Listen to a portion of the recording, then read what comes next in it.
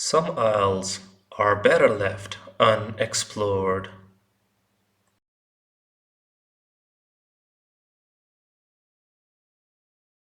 Electronics after midnight is a hollow place. The TV wall loops the same demo clip. Tablets blink like fish eyes. The game aisle smells like warm plastic. It is quite enough to hear your own breath. At 1:55 a.m., a woman walked up to me. She was maybe late 30s, wearing a coat even though the store wasn't cold. Her hands shook. "Sir," she whispered, "that doll is staring at me." "We don't sell dolls in electronics," I said. "Maybe toys?" She didn't look like she wanted to argue. She just pointed. I followed her finger down the camera aisle, past tripods to a mid-shelf spot that should have held SD cards. A doll sat there, brown curls, cracked cheek, dress the color of old teeth. I had never seen it before. "Okay," I said, "someone left a doll. I'll take it." To Lost and Found, I picked it up. It was heavier than I expected. The glass eyes looked not quite straight, like they were tracking something behind me. When I shifted my grip, the eyes flicked up and met mine. I dropped it. It landed on its side, then rolled, then sat up. The way a person pushes up from the floor. I heard Rosa's breath catch. She backed away. "No," she said. "No." I forced a laugh because that was easier than fear. "Weird center of gravity," I said. "Kyle," I called to my coworker, "you seeing this?" Kyle leaned around the end cap with a box of controllers in his arms. "What am I seeing?" Then he saw it. "Oh," he said, "okay, that is ugly." "Take it to Lost and Found?" I asked. He shook his head. "No thanks." He walked away faster than he needed to. When I turned back, the doll was gone. Rosa was gone too. I checked behind the shelf, I checked under the rack. Nothing. At 2:10 a.m., I went to the asset protection room. Jana doesn't work our side. We have Mr. Patel watching overnight. He's kind, tired, and likes to tell old stories about loss prevention. I asked him to rewind the feed. We watched the camera aisle. We saw me pick up the doll. We saw me drop it. We saw it sit up. We saw Rosa walk backward, shaking her head. Then the doll leaned forward, bent at the waist, and began to crawl. It crawled out of frame on stiff hands, head tilted, glass eyes catching the light. Mr. Patel whispered, "Nope." We followed it on the different feeds. The doll crawled down electronics, turned at the end cap, crawled past the TV wall. People weren't there to see it, only us. The store showed us what it wanted. "Prank?" I asked. Mr. Patel shook his head. "That is not a prank." At 2:30 a.m., the intercom popped. A child's voice, thin, said, "Play with me." We both looked up even though the speaker is just a circle in the ceiling. I went back to the floor because standing in the camera room felt like hiding. I told myself I'd put the doll in the tote and carry it to the back and not think about it again. But it wasn't in electronics anymore. It sat at my register. Something had placed it there. Its hands were folded around a receipt. I pulled it free. The paper was blank at first, then dark letters ghosted up from the heat like a Polaroid. It printed my name at the top, my full name. Below it was a line, "Paid in full." I put the paper down. The doll's head turned a tiny bit, right, then left, then right again, like listening. I heard a squeak and looked down. The doll's shoe had a price sticker on it. I peeled it off without thinking. Under the sticker was a strip of white tape with a name written in ink. Maya. "Who the hell is Maya?" I said out loud. "Adam." It was Kyle, back with more boxes. "You okay, man?" I showed him the receipt. He frowned and rubbed his arms like he had a chill. "Can we throw it away?" he asked. "We don't throw away property," I said. I heard myself using Mr. Patel's tone. "We'll log it." "That's a doll," Kyle said, "not property, but we logged it." We put it in a gray bin in the stock room. I put the bin on top shelf because it felt better to have it above my head than below it. That made no sense, but fear really does make sense. At 3:05 a.m., a child cried on the intercom. It lasted 3 seconds, then silence. Mr. Patel came out of the room, pale. That wasn't the intercom, he said. The system has been unplugged for maintenance. I went to the stockroom. The gray bin was on the floor now. The lid was off. The doll sat inside, hands folded like before. It held a different receipt. This one had a date from 2 years ago. The purchase list was short: pink dress, white shoes, dollhouse. The buyer name said Maya Santos. I put the lid back on. I put a heavy box on top of the bin. I stood there with my hands on the box and tried to think like a normal person. I failed. At 3:20 a.m., Rosa came back. Her eyes were red like she had cried in her car. She pointed at me but didn't step closer. "Did you find her?" she asked. "Find who?" She swallowed. "My sister's little girl, Maya. She went missing last year. She loved dolls. She loved the electronics section because of the TV wall. She would sit and watch the same clip for 20 minutes. You know, when you told me to go to Toys, I thought you didn't understand, but you did. You saw it too. I didn't want to say yes, but I nodded." Rosa put her hand on the counter to steady herself. "Maya had a tag in her shoe with her name on it," she said, "in case she got lost." I showed her the strip of tape. She made a small sound and pressed it to her chest. Carl said, "We should call someone." Rosa whispered, "I already did." And I realized she meant not the police. She meant the family, the people who hurt most, the ones who wait. I went back to the stockroom. The heavy box had slid off the bin. The lid was open again. The doll was gone. The receipt inside the bin was new, still warm. "Return processed," it said. "Item, doll, balance 0. I followed a feeling, not a sound, out to electronics. The TV wall played the same looping clip. The doll sat on the floor, legs out, head tilted, watching. The screen displayed a cartoon house with a bright pink roof. "Maya," I said, unsure why I set it to glass and paint. The child's voice came from everywhere and nowhere. "Play with me." "Where did you go?" I asked. "What happened?" The doll's head tilted further, almost curious. The TV wall flickered. For one beat, the picture shifted from cartoon colors to static, and in the static I saw a shape like a hand pressed to glass. Small, 5 spread fingers. I crouched down. "We can't find you if you hide," I said, like I would speak to a child in a store. "Come on out." The intercom buzzed. Mr. Patel's voice, careful. "Adam, front end."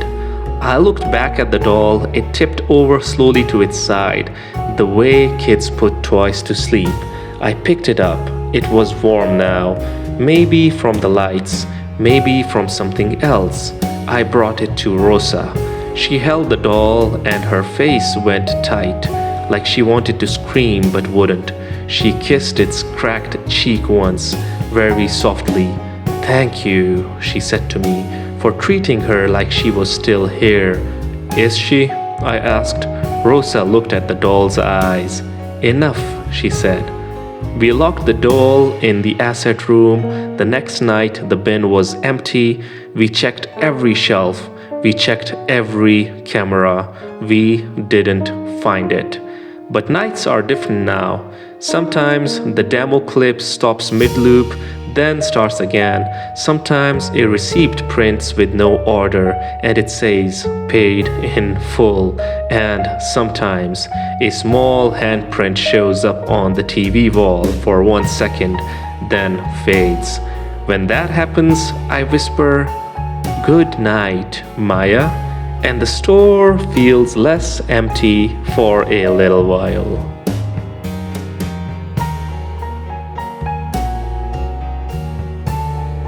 I work the overnight shift at Walmart.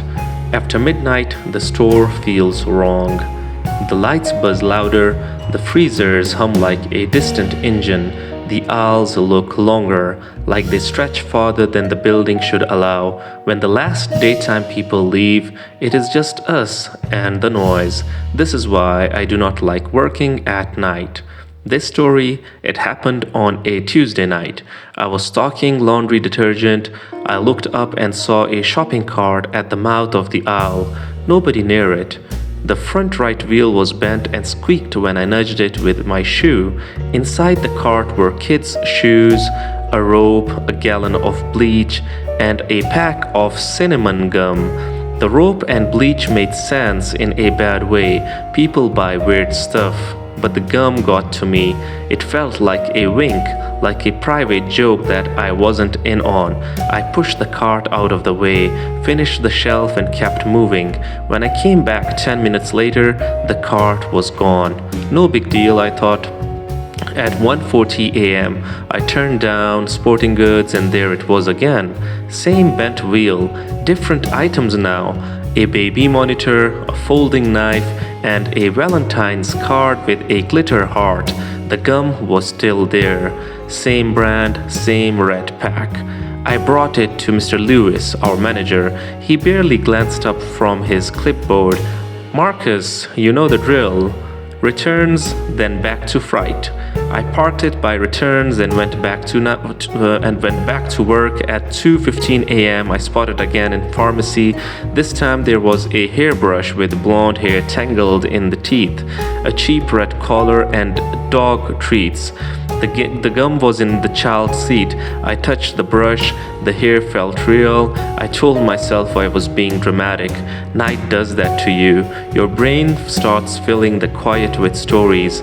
At 2:40 a.m., I found the cart again by Pets. Inside was my wallet. I went cold all over. It was open to my ID. Behind the ID was a small photo I keep tucked away. My ex, Liz, in a photo booth. Gap tooth smile, messy bun. I hadn't looked at that picture in months. I pulled the wallet out with shaking hands. Jenna, I said into the walkie, can I see Cams? Jenna runs security, cool head. Slow voice. She met me in the asset production room. We rewound the feed. The monitors showed me walking past the cart again and again. Sometimes I paused, sometimes I reached it, sometimes I put something in my pocket. I don't remember doing that, I said. Jana squinted at me like I might be messing with her.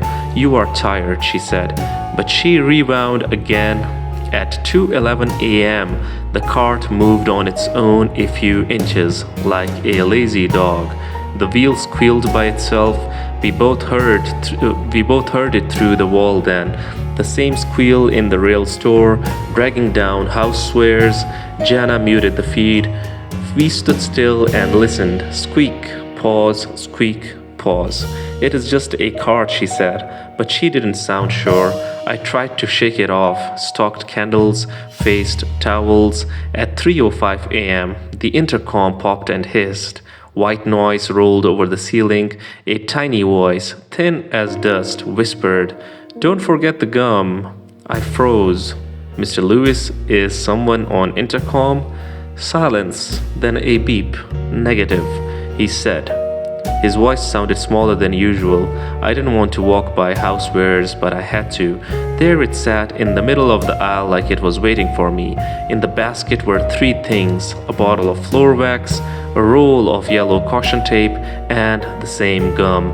Next to the cart was a ladder laid flat like a bridge. I thought about Reggie.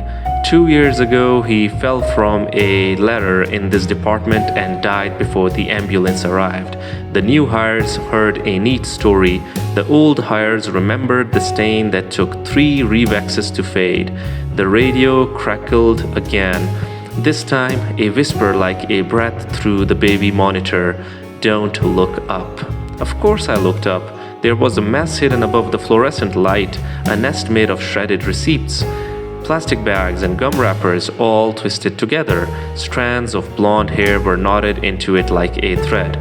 The plastic fluttered in the air from the AC, a fall gum wrapper shined back at me. The car nudged my shin. Not hard, more like a push from a friend who wants you to go first. I stepped back. It rolled forward and bumped me again. I grabbed the gum and tore it open. Cinnamon hit my mouth the way it used to when Liz would kiss me and to try hide the smoke.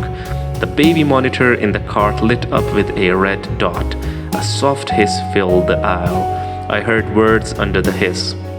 Layered voices, like a crowded room, whispering, "Don't go, it hurts. Hold still, it is not your fault. Reggie, don't forget the gum." I wanted to throw the cart as hard as I could, but the wheels squealed like a hurt thing, and pity stopped me.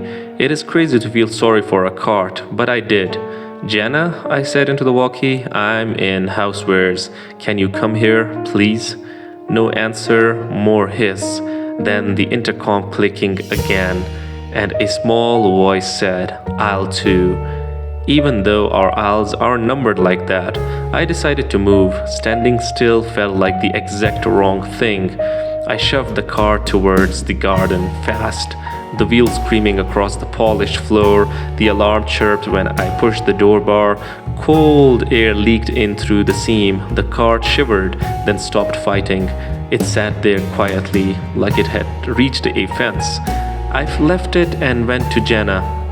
She was by the camera scanning feeds. "You okay?" she asked. "Not really," I said. She pointed at the monitors. "Look." Playback showed me in housewares, but not the part I remembered. It showed me climbing the ladder. It showed me reaching up into the nest. It showed me pulling down a photo strip and smiling at something above me. It showed the cart alone after I walked away. "I didn't do that," I said. "I didn't climb." "Weird thing is," Jenna said, "look at the timestamp. The time label at the bottom said 3:22, not 2. I think it was 3:22 a.m. It was 3:18 a.m. now. The future was queued up on the screen." "I'm not going back there," I said. She nodded. "Then don't." We walked out together. We took the long route. We passed seasonal and pharmacy and kept our eyes off housewares, but the store has its own gravity.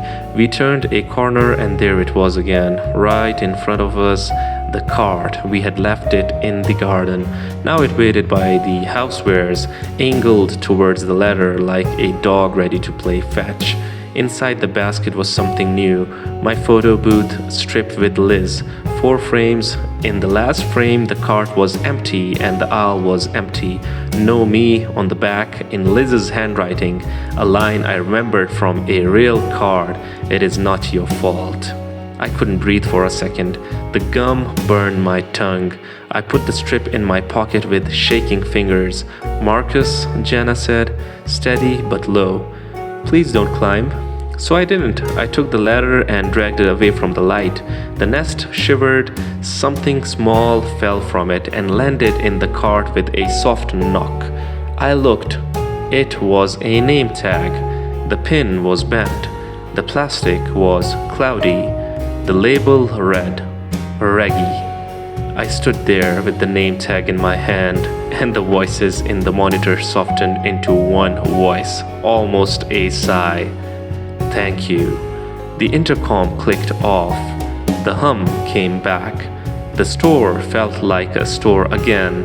We pushed the cart to the back together. We didn't put it with the others. We set it in a corner of the stockroom, under a dark camera where nobody would bump it by accident. In the morning, Mr. Lewis asked why the garden alarm logged an opening. I told him a door sensor was touchy. He wrote it down like it was normal.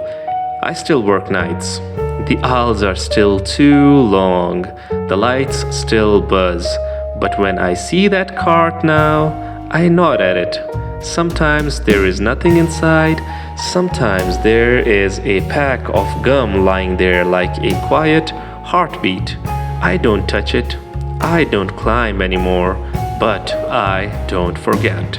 And once in a while, when I pass housewares and the air moves just right, I hear a soft wheel squeak and a voice like a breath say, "Thank you."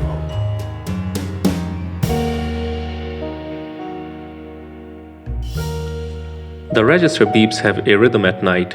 Scan, beep, slide, bag. You can do it with your eyes half shut. I was halfway through a sleepy shift when she stepped into my line. Gray coat, soft scarf, calm eyes. The kind of face you forget as soon as it is gone, unless you really look. "Good evening," I said. "Habit?" She smiled like she already knew me. "Hello, Ethan." I touched my chest before I remembered I wasn't wearing a name tag. "Do we know each other?" "We will soon," she said. She placed her items on the belt: a small plant, dish soap, a box of chocolate. My fingers twitched at the sight of the chocolate for a reason I couldn't name. As I scanned, she spoke in a smooth, gentle voice. "Your first bike was green. Your dog was named Pepper. You keep a spare key in a magnetic box under the third brick from the right." I stopped scanning. "Ma'am, that is not funny." She tilted her head. "You left your bedroom window open last night. 6th floor, but wind still finds a way. I closed it for you." My mouth went dry. "How do you know where I live?" She smiled, not unkind. "Because I've been there." I reached for the phone. My hand shook. I didn't know if I was calling my supervisor or the police. "Is this a stalker or something?" She placed her hand on mine. Her fingers were cool. "Please don't. I am not here to scare you. I am here to help you remember." "Remember what?" "That this is not the first time." It was such a strange sentence that I forgot to breathe. "What do you mean?"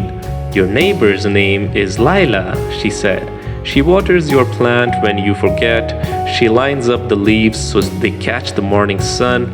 I hadn't told anyone that. I looked past her towards the sliding doors, half expecting to see Lila standing there. Of course she wasn't. "Sam," I called, voice thin. My supervisor, a patient guy who looks tired in a kind way, walked over. "What's up? This customer is saying personal things about me." Sam gave the police a polite, flat smile. "Ma'am?" She nodded. "Hello, Sam. You left your car lights on. Rousey, second from the end." Sam frowned and walked away faster than he meant to. She turned back to me. "Do you believe in me yet?" "No," I said. "I did." She set a folded paper on the counter. It was a printed photo, like a screenshot. It showed me standing at my window, leaning out, reaching for something. The quality was grainy. The timestamp was last night, 2:12 a.m. "You were asleep," she said, "but you got up. You leaned out. You were looking for wind, or whatever the wind carried." I tried to laugh.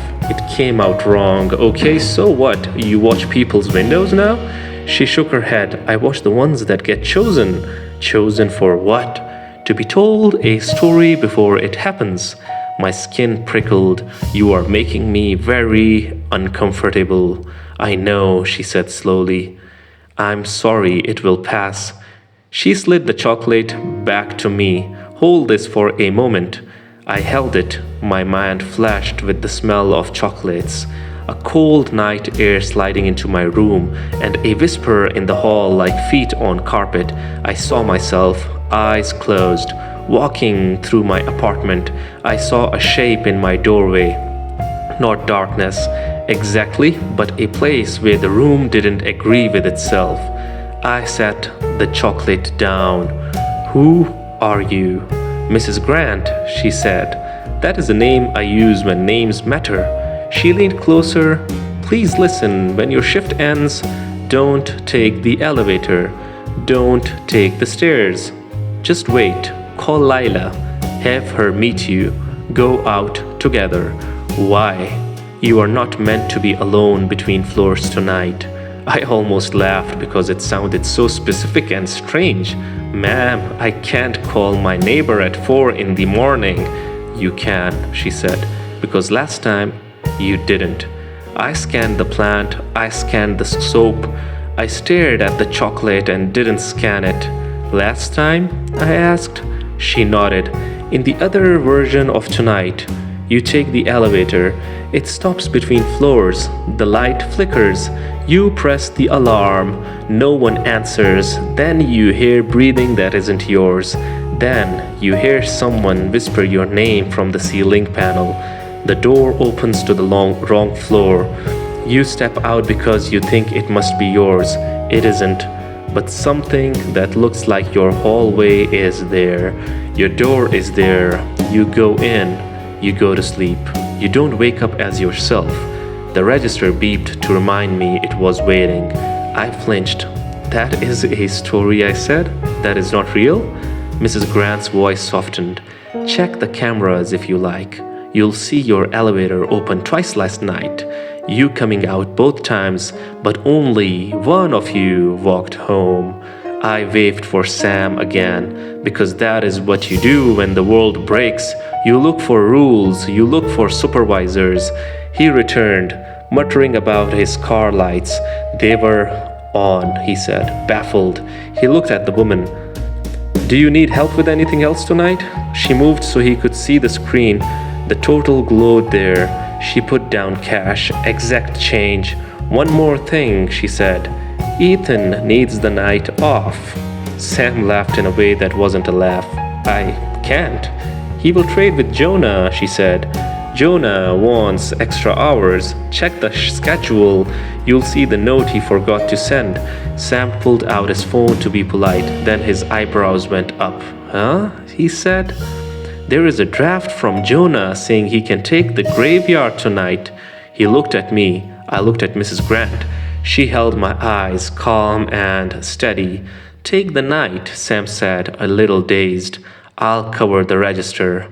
Go home. I'm not going home, I said before I knew I'd speak. I'm calling Lila. Mrs. Grant exhaled like relief. Good. I called. I felt stupid and scared and small. Lila answered after 3 rings, voice thick with sleep. Everything okay? Can you meet me in the lobby in 20 minutes? I asked. Please. She didn't ask why. Okay, she said softly. I'll be there, but is everything fine? I ended my shift early. I walked to the sliding doors with Mrs. Grant beside me. The night outside looked like a held breath. Just beyond the glass, I noticed something in the reflection, not me. A shape that matched me, a half step behind, as if my reflection had a friend. I didn't turn to look. I kept walking. At the exit, I handed Mrs. Grant the chocolate. Do I pay for this? It was never yours, she said gently. That is how you tell. Tell what? What version you are in? We reached the parking lot. She stopped and pointed to row C. Sam's car lights were indeed off now. She smiled, the faintest smile. Good. Are you coming? I asked, unsure why I wanted her to. No, I'll be where I am needed next. She touched my sleeve. Remember, between floors is not for you tonight. I drove to my building. The lobby was quiet and bright and smelled like lemon cleaner. Lila was waiting on a bench. She wore a big sweater and held a mug. She looked worried about me, but she smiled. Hi, she said. What is going on? I almost said nothing, the way people do to be polite, but I told the truth instead, in a small voice that didn't sound like me. I'm scared of the elevator. She stood up and slipped her arm through mine. Okay, she said. Let's be scared together then. We took the stairs. On the 3rd floor landing, the light flickered once like a wink. On the 5th, we heard the elevator clank and stop. We didn't look. We kept moving. On the 6th, we stepped into the hall. My door was there. My window was shut. Lila waited while I unlocked the door. I'll text you in 10 minutes, she said. If you don't answer, I am knocking. Thank you. Thanks a lot, I said. I went inside. I locked the door. I stood still. The apartment felt like my apartment. The plant on the sills tilted towards the streetlight. The spare key in the brick box was missing. Lila had watered the plant yesterday. Everything felt right. My phone buzzed. Lila, you good? Me, yeah, thank you, all fine. I walked to the window. I put my hand on the glass. Cold came through to my palm. For a second, I thought I saw my reflection move a half beat after I did, like I was thinking about it. Then it matched me again. I turned off the light, climbed into bed, and pulled the covers up. The dark was simple, the kind that just means no light. From somewhere far away, miles, minutes, I thought I heard an elevator door open to the wrong floor and a voice that sounded like mine say, "Hello." I didn't answer. I went to sleep as myself. In the morning, I went back to work. I asked to see the camera footage from last night. On the screen, the elevator doors in my building opened at 3:07 a.m. No one came out. Then they closed. 3:10, they opened again. I stepped out, looked around, and waved like I was greeting someone. Then I stepped back in and doors closed. At 3:12, they opened one last time to an empty hall. Glitch, Sam said. Yeah, I said. I went to my register. A small plant waited on the belt. Dish soap. A bag of chocolate. No one stood in the lane. No one had pushed the cart. The receipt printed on its own. Thank you, Ethan. Stay yourself. Mrs. Grant, with love. I folded the paper and put it in my pocket. Then I tossed the chocolate into the impulse bin without scanning it. It was never mine. And that, I have learned, is how you tell a story of the day I survived. For regular horror content, like the video, subscribe the channel, hit the notification icon, and sleep with your eyes wide open.